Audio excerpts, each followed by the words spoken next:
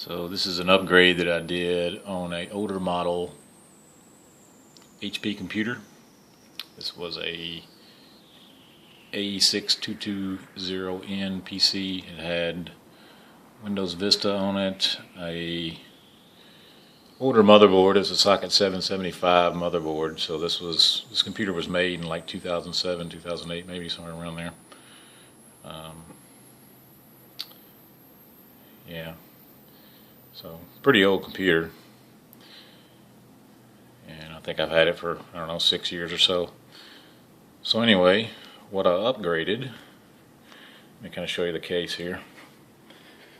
It's just your typical HP case, nothing special here. And what I did is I actually did a complete upgrade. Show you what I did here. Yeah, I pretty much changed out everything. Starting with the power supply, I took the power supply out. I think it was a 300 watt maybe power supply, pretty small, 275 maybe, something like that. Put in a Corsair 500 watt power supply. Hard drive, I took it out. There was a 400 gig hard drive in there. I went with a 1 terabyte Western Digital Blue drive. SATA 6. The one I took out was SATA 3. Don't know how much difference that makes. The motherboard that I used, I bought a H81M Plus motherboard from Asus. It supports 4th generation Intel processors. It's not an overclocking board, but I don't need an overclocking board for this system. It's a MicroATX. The one I took out of here was MicroATX. I had some concerns as to whether it would fit in this case. I didn't know how proprietary HP was, but it fit in there just fine, actually. The I/O shield was a little bit of a pain to get off back here in the back. But I finally got that popped out and got the new one put in there, and it fit just fine. The motherboard I took out, or motherboard I put in, is substantially smaller than the one that I took out, but it worked just fine. There's a GTX 650 Ti video card in here. This is not really a gaming computer, just a few games. Nothing, I'm not playing like Battlefield 4 or Call of Duty Ghosts or anything on it, so it's not really a gaming computer. However, it'll probably play pretty much anything out there. I put an i3 4130 processor in it.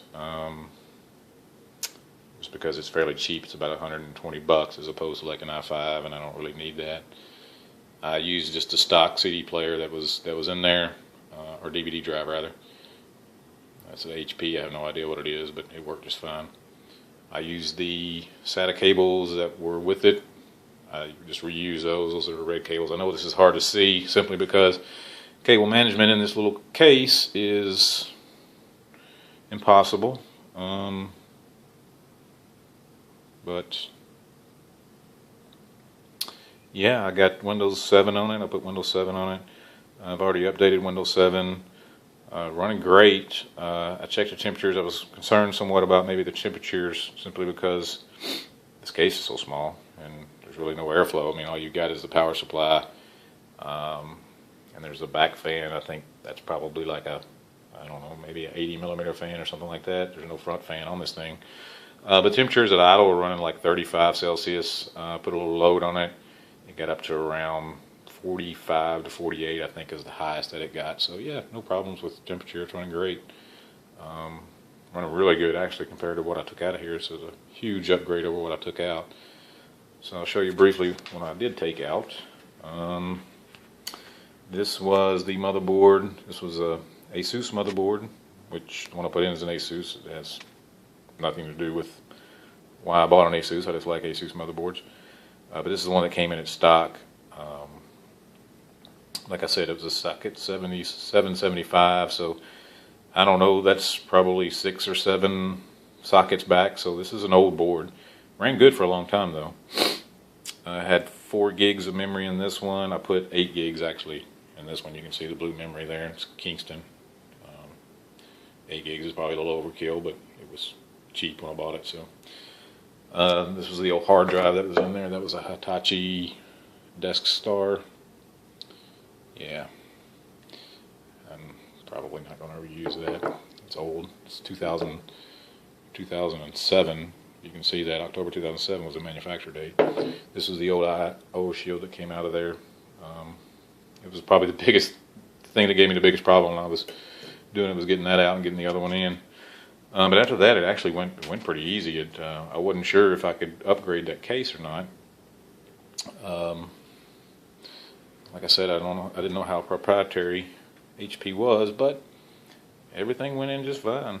It's I guess sheet metal aluminum or something like that. So if you do this, be careful, because it is sharp. The reason I use this case is because it fits perfectly in the space that I have for it, and I really couldn't find a case that fit quite as well. Plus, it was free. I already had it. I'm not making a gaming computer. It's not something that's going to be overclocked or anything like that, so I didn't really need a high-end case to put parts in. So this one worked just fine, so I'm just going to roll with it. Take a look at the motherboard box that I use. That's the H81M Plus Asus. Processor, that's the 4130. Yeah, pretty good processor. It's not an i5, but it's okay. And then the 650 Ti GTX. You're a bit limited here on the size of video card that you can put in there. You could rewire. I guess you could do better cable management than I did, which is pretty much none, and probably fit a pretty long video card in there, because there is quite a bit of space back to where the hard drive sits. So I think this is maybe a 5.5-inch video card. I'm thinking probably 8-9 inches, maybe 8 inches probably on a video card. But there again, if you're going to get into gaming on this PC, there's going to come a point where heat's going to be an issue, I think, because there's just no way to cool this thing. I mean, I was maybe going to look and see if I could find, I used the Intel heat sink that came with it. First time I've ever used an Intel heat sink on a computer. I've always bought aftermarket ones, but I just used that simply because it's what I had, and I don't know if I can fit anything else in there. It had to be pretty small, but I think that'll be just fine. Temperatures are running good on it, so I'm not going to worry about that. Other than that, that's it. Yeah, it came together just fine. So if you've got a old HP computer sitting around, you thought about wanting to do an upgrade on, I can't speak for all the cases, but this particular case, pretty easy to change everything out. I didn't have any trouble with it. All the wiring worked, the front LED switches and lights and things of that nature. They weren't individual. They were actually just one plug together. So that would be this one, the red one here, red, white, or red, black, and yellow. Went in there just fine. Just reused the SATA cables, reused the CD drive. There's a floppy drive in here. I didn't hook it back up. There was an eSATA cable. I didn't hook it back up. Don't need it. The floppy drive has never ever been used, so big deal on that. So yeah, that's it. I should get a lot of life out of this computer. It's up and running now.